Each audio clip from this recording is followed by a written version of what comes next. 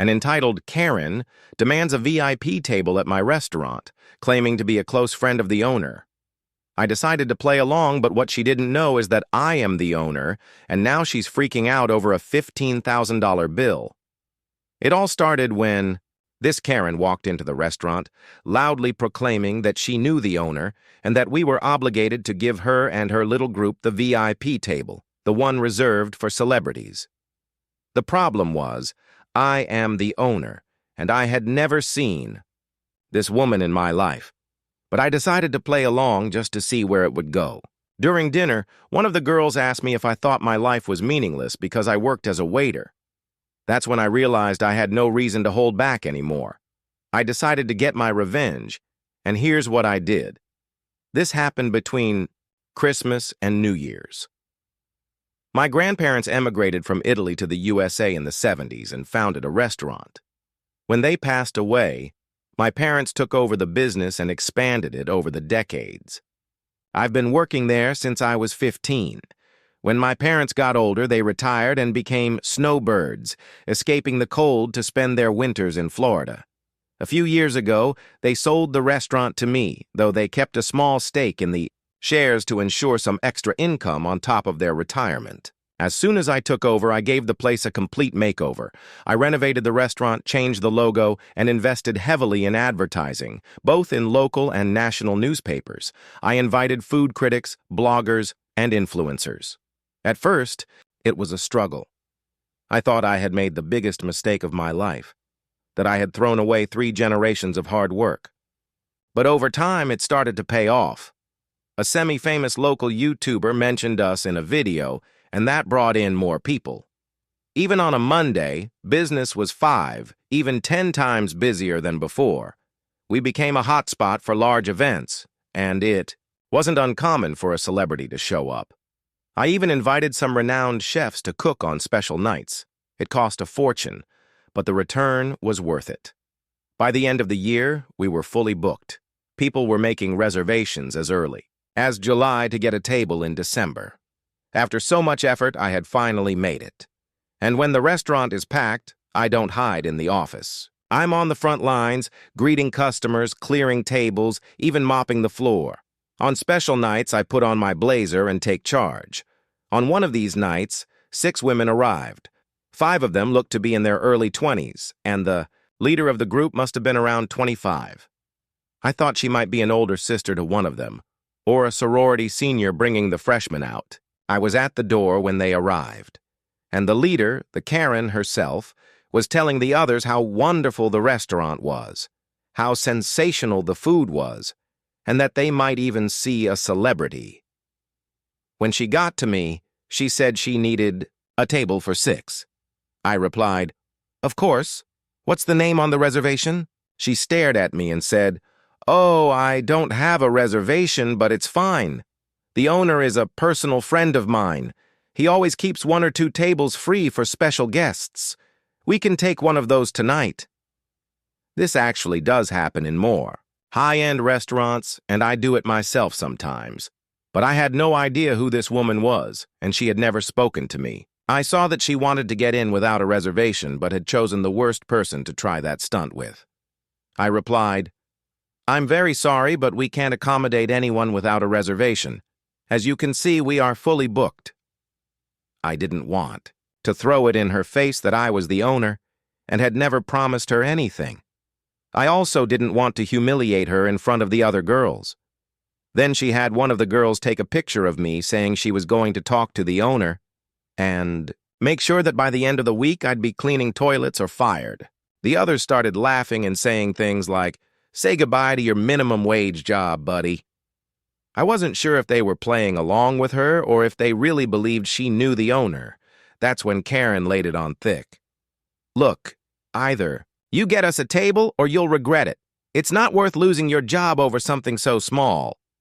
She kept pointing her finger at me, trying to belittle me, with phrases like, "I can see you're a nobody here, because if you were somebody, you'd know who I am and wouldn't even think of crossing me." She was trying to humiliate me the entire time just to get the table. And at that moment, after a long day, I saw I had 3 options. 1, Tell her I was the owner and end the charade. 2. Give in and give her the table.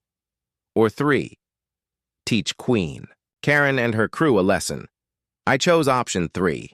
I put on a smile and said, "Of course, madam, please follow me." I led the group to one of the 3 tables we keep open in case a celebrity shows up, which does happen from time to time.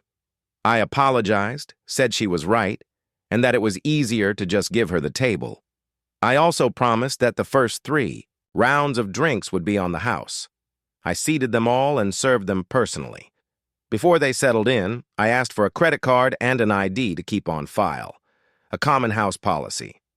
Karen handed me her card and told her friends, "It's on me tonight, girls." I took their orders, brought the complimentary drinks, and warned them that because of how busy it was, the food might take a little longer. They were only interested in the drinks anyway. They had their first 3 rounds before the food had even arrived. When they complained, I said I would check on it, but asked if they wanted more drinks. They ordered 2 more rounds, meaning they were completely drunk by the time the appetizers arrived. All they had had was a salad and drinks, up to that point. As the dishes came out, the drink orders kept coming. What they didn't know was that they were sitting at our VIP table, which normally costs a few $1,000s to use, although I didn't charge them that fee. But except for the initial 3 rounds, I charged for everything. All the expensive, cocktails without exception. Furthermore, the menu for this table is different. It doesn't list prices. That's a little industry secret. And the dishes are more sophisticated. White truffles, black caviar, imported oysters from the West Coast, among other things. There was a moment during the night when I started to doubt myself. I thought, am I being too hard on them? Maybe these girls don't even know what they're doing. But then came the reminders. One of the baby Karens asked if I didn't find my life pathetic for just being a waiter. Another employee told me they were planning something to mess with me, thinking they could do whatever they wanted and always get a table. I overheard one of them say, "He's cute, but I would never date a waiter. They're too easy to manipulate." With comments like those, I continued with the lesson. By the end of the night, I handed Queen Karen the total bill, $15,232.23, including tax and tip. I've never seen someone sober up so fast. She went from laughing freely to desperation in seconds, almost crying. She called me over and asked if this was some kind of joke. I took the bill, looked at it with a confused expression, and said, "I'm sorry, I'll get the correct bill." She let out a sigh of relief, thinking she had received the wrong bill, cursed me under her breath, and went back to talking with her friends. When I returned with the same bill, she freaked out again. I asked, "Is there an item on here that you didn't order?" They were in shock, checking line by line, including the first ones that marked the 3 free rounds. They pulled out their phones and started adding everything up several times. Karen, pale, said, "1 second, I'm going to the restroom." Part of me thought she was going to run and leave the bill for the others, but I discreetly reminded her that we had her card and ID without making a scene. "Of course," she said. About 10 minutes later, she returned with her makeup redone, her eyes red, and started complaining that the food was horrible, the drinks were terrible. In short, she tried everything to get me to cut the bill in half. She said her friends would help pay even after she had promised to cover everything. Then, as if she'd had a brilliant idea, she went back to saying she was friends with the owner, thinking that would convince me to give her a discount. I smiled and replied, "No, simply no. The bill is correct and there's no way to change it." Karen kept insisting she knew the owner, as if it were some trump card that would solve all her problems. Her friends were clearly nervous now, whispering among themselves and looking at their own phones, probably calculating how much they would have to shell out. "Look here, waiter," she said, trying to regain her previous authoritarian posture. But her voice trembled. "I know the owner of this place. We've been friends for years. If you don't cut this bill in half right now, I'm going to talk to him tomorrow morning and you'll be out on the street before lunch." I just stood there, holding the bill, pretending to think. The restaurant was full, but our table had become the center of attention. Other customers were trying to be discreet, but they were clearly watching the drama unfold. "All right," I said, putting the bill back on the table. "I'll call the owner right now." The relief on her face was instantaneous. She turned to her friends with a triumphant smile. "I told you I knew him personally. You'll see how quickly this gets resolved." I took my phone out of my pocket and pretended to dial a number. I put the phone to my ear and started a conversation. "Hi, sorry to bother you so late. Yeah, I know you're home, but there's a situation here at the restaurant. There's a customer here who says she's a personal friend of yours and wants a discount on her bill." Karen was smiling, nodding, confirming to her friends that yes, she really did know the owner. The others seemed impressed, some even taking selfies as if they were experiencing a special moment. "What's her name?" I continued on the phone, looking directly at her. "Karen. Last name?" She told me her full last name, full of pride. "Karen Smith. No? Are you sure?" I feigned a pause, as if listening to a response from the other side. "Oh, I see. Okay, thanks." I hung up the phone and faced her. Her smile began to fade. "So?" she asked, trying to maintain her confidence. "Well, I spoke with the owner, and he said he's never heard of you in his life." The silence at the table was deafening. The friends looked at each other, clearly confused. Karen turned red. "That's impossible. You must have said it wrong, or he didn't understand you, or let me talk to him." "That won't be possible," I replied, putting my phone away. "But I can do one better." That's when I took the blazer that was hanging on a nearby chair and put it on. I grabbed a small nameplate from the counter and returned to the table. The plate clearly said, "Owner, Executive Chef. A pleasure to meet you officially, Karen. I am the owner of the restaurant." What happened next was better than any comedy movie I've ever seen. Her jaw literally dropped. Her friends' mouths were wide open, some covering their mouths with their hands in total shock. That's a lie," she stammered. I sat down in the empty chair at the table and smiled. "Well, since you've known me for so long, I'm sure you remember when we first met, right? When was the first time we came here together? What year? What dish did you order?" She opened and closed her mouth several times like a fish out of water. It was a long time ago." "Ah, of course," I continued, feigning understanding. "And you remember my name, right? Since we're such close friends." One of the friends whispered, "Karen, what the hell is going on here?" "Look," Karen tried to compose herself. "There must have been a misunderstanding. Maybe I confused it with another place, but..." "No, there was no misunderstanding at all," I interrupted, my voice becoming more serious. "You came in here lying about knowing me, demanding special treatment, humiliating my staff, insulting me all night, and now you want me to believe it was all a mistake." The entire restaurant was paying attention now. There was no more pretending. Some customers had stopped eating to watch the show. "Listen here," she tried to regain her aggressive posture. "I will not be treated like this. I'm going to sue this place for public humiliation." I laughed. I literally laughed in her face. "Sue us for what? For serving you exactly what you ordered? For charging the prices that are in our system? For treating you like the special customers you claim to be?" One of the friends who had been quiet until then finally spoke up. "Karen, you said you knew the owner. What the hell was that whole lie? And you said you were going to pay for everything for us." Another chimed in. "Guys, calm down."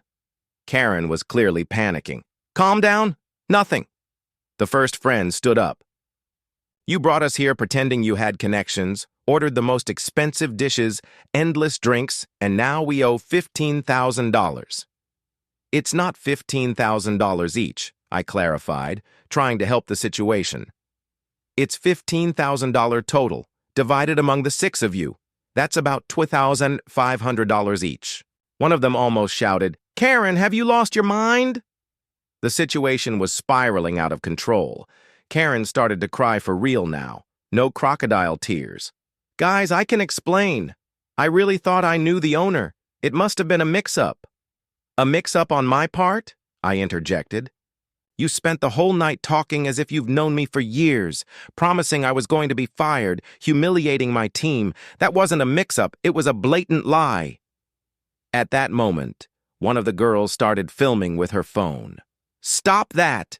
Karen yelled at her friend. "I'm not stopping. This is going on TikTok. People need to know what kind of person you are." And that's when Karen made the biggest mistake of the night. She tried to grab her friend's phone by force. What followed was a small commotion at the table. Karen tried to snatch the phone from her friend, who dodged and continued filming. The other girls started screaming, some defending Karen, others clearly furious with her. "Enough!" I stood up and clapped my hands to get their attention. "Folks, let's resolve this in a civilized manner." Karen stopped trying to get the phone and faced me, her eyes red and swollen. "Okay, I admit it. I lied about knowing you, but I didn't mean any harm. I just wanted to impress my friends." "Impress?" one of the girls shouted. "You scammed us. You said you were going to pay for everything." "And I will pay," Karen replied desperately. "I'll figure something out."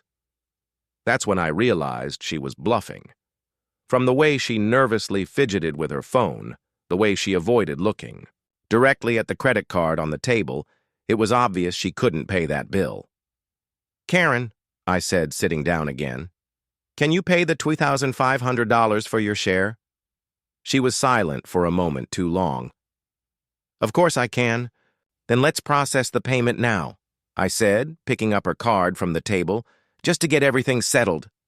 "No!" she yelled, trying to grab the card back. "I mean, it doesn't have to be right now. We can sort it out tomorrow." And then it became clear to everyone. "You don't have the money?" one of the friends said in disbelief. "Karen, you can't pay this." "I do have it. It's just, my limit is low today, but tomorrow." "No tomorrow," I interrupted. "I'm going to try to process the payment now. If it doesn't go through, we'll have to call the police." The terror on her face was instant. "The police? Why?" "Because trying to leave a restaurant without paying is a crime, Karen. It's called theft of services, and with this amount, it could be a felony." That was the final straw. She started crying uncontrollably, begging me not to call the police. Her friends were torn between helping her and distancing themselves. Some restaurant patrons started taking pictures and filming as well. "Please," she pleaded. "I beg you.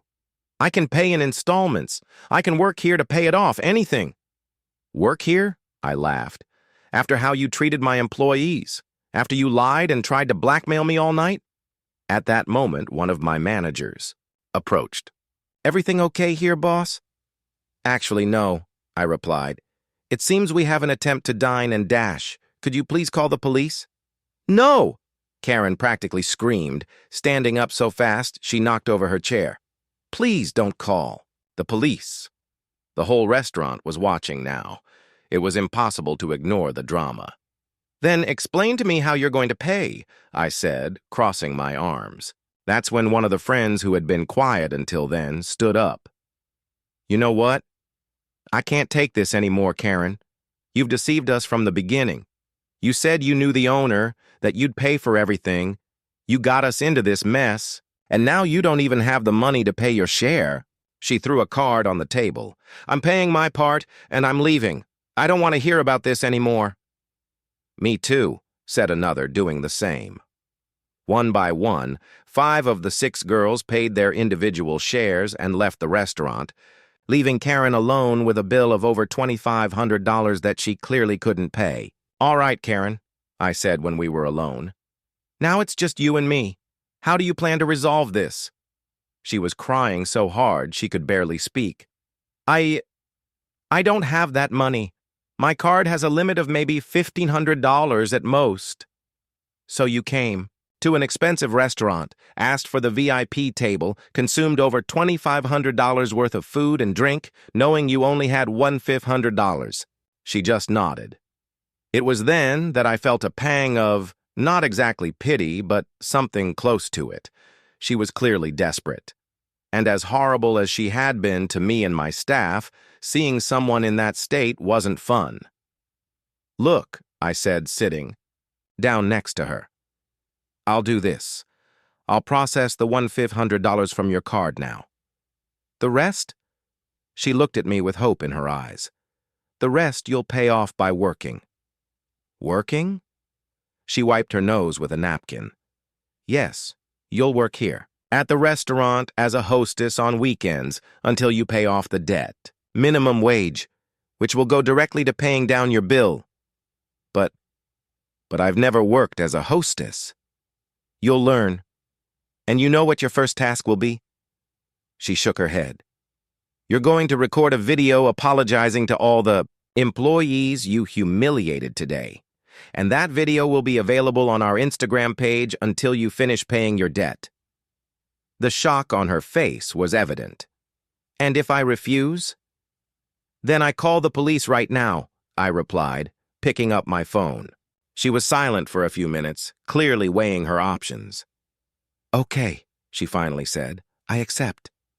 We processed the $2,500 from her card, which miraculously went through, and she signed a makeshift contract that my manager drew up, setting out the terms of her employment.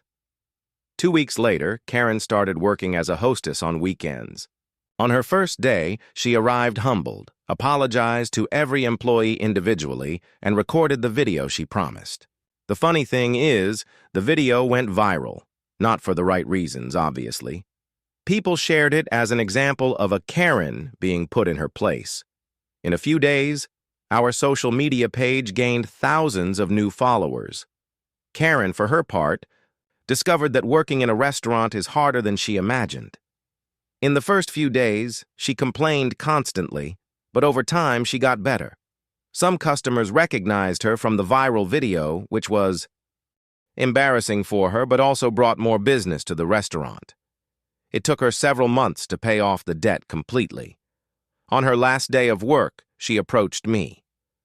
"I wanted to thank you," she said, surprisingly. "Thank me?"